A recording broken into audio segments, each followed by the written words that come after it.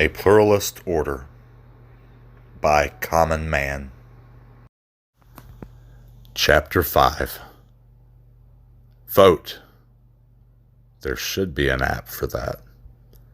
How we can use blockchain to digitize the ballot. It was a significant day. It was a day that would change how people would vote all around the world. It was the last major innovation to make casting a vote easier. It was the last attempt to encourage more voter participation. It was 1856. When the descendants of convicts gathered that day to vote, they made the most significant practical contribution in history to the functionality of democracy.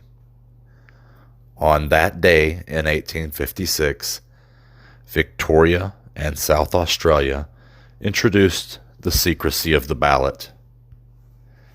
Ever since, it has been known as the Australian ballot.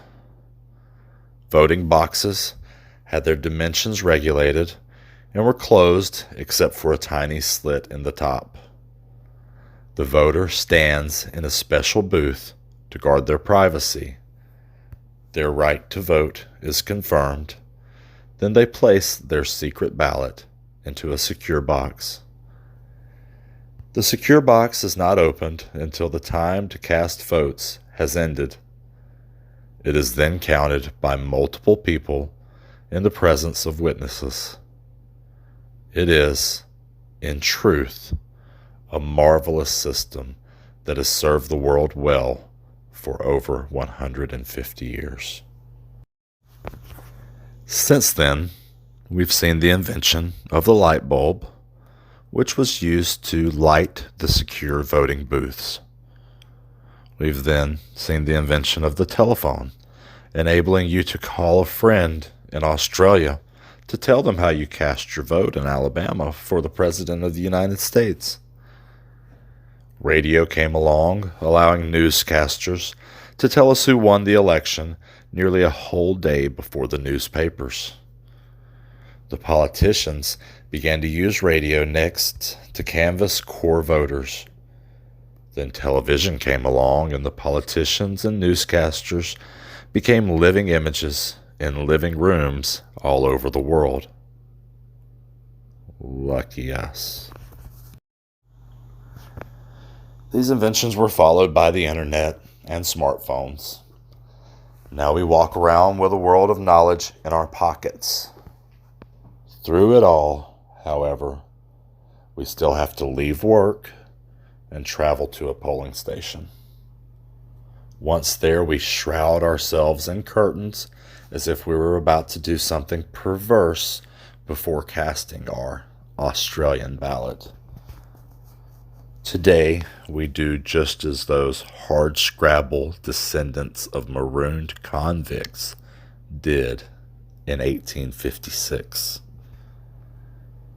They were just doing their best to get along together in difficult conditions. Our lives are much easier than theirs.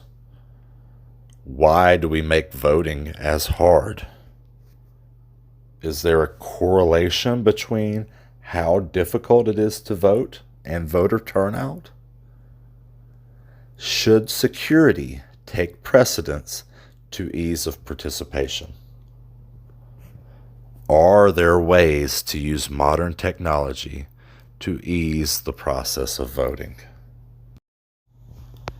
The answer to each of these questions should be obvious to common sense. Technology can make our lives easier.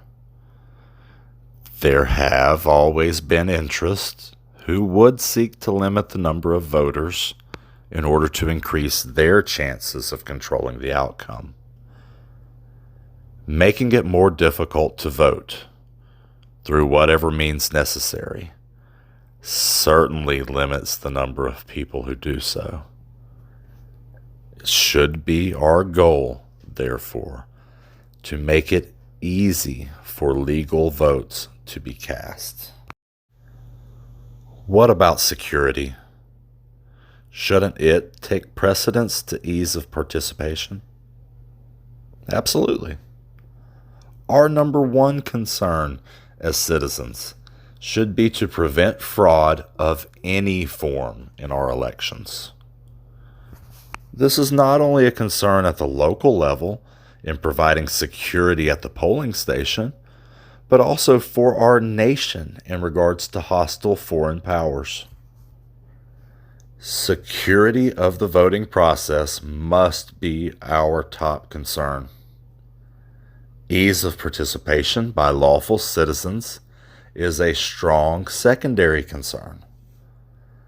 Elections around the world should be free, fair, open, easily accessible, and highly secure.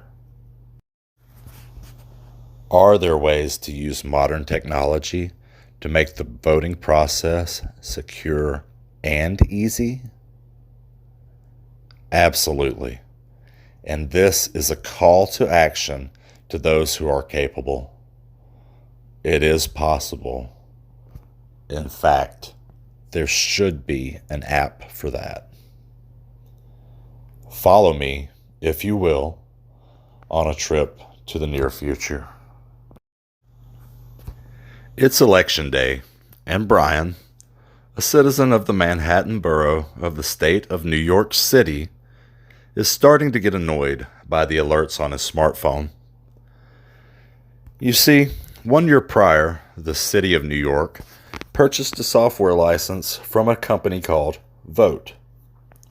The software app license runs their municipal elections and counts ballots for their district in all elections, local, state, and national.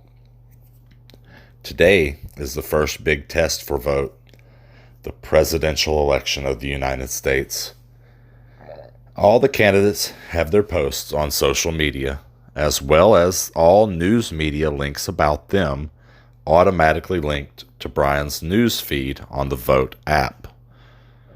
Occasionally, a candidate will message Brian directly or invite him to a town hall chat session. Brian, however, is getting tired of it. He knows that as soon as his ballot is cast, all the candidates will know that he has already voted. Though the politicians will not know whom Brian has voted for, they will be aware that it is now time to leave this private citizen alone. Brian then clicks on a sports entertainment app to catch up on his favorite football team.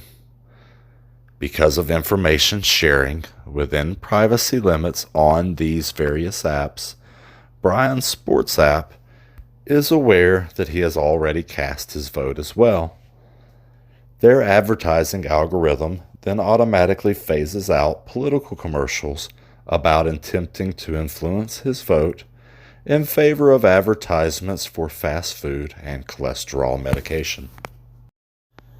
How does Brian securely cast this vote? How does New York City and the technology company who created the app make this possible for Brian? We have already hinted at the answer to both of these questions. The solution emerged with the advent of cryptocurrency and is revolutionizing our ability to digitize secure documents. It is known as blockchain. Blockchain allows Brian's encrypted vote to be counted fairly while keeping it private. Keeping in mind that I am not a programmer or an expert of any kind on the subject, I will try to give a layman's explanation of how it does so. Brian logs in securely by using a password and 2 other secure steps. This includes at least 1, if not 2, biometric items, like a fingerprint or a retinal scan.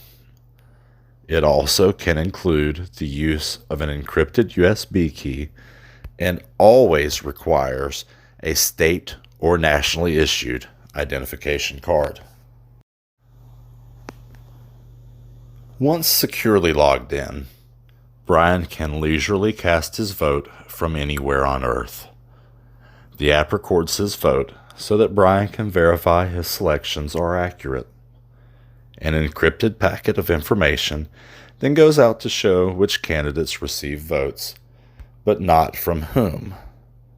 All other voters in the election get the encrypted packet at the same time as local and state voting authorities and the company that created the app, as well as any third-party observers.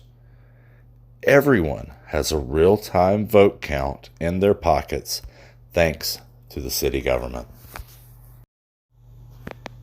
The City of New York, in addition to purchasing the software license, has also provided its citizens with free smartphones.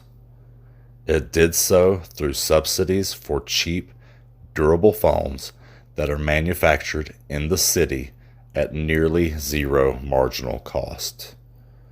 The software company acts as an independent third-party observer of the election. The software is regulated by the city government, the state of New York City, the United States federal government, and the United Nations. As voter participation nears 100%, New York City is hailed by the world as the most inclusive city. The rest of the world, once again, can merely seek to catch up. The technology exists. Smartphones are cheap to manufacture. People are adept at using all sort of apps. Fingerprint scans, retinal ID, secure USB keys, and identification cards with secure RFID chips already exist. Blockchain is already changing the world of finance and medicine and insurance. Why not the ballot? This is a call to action.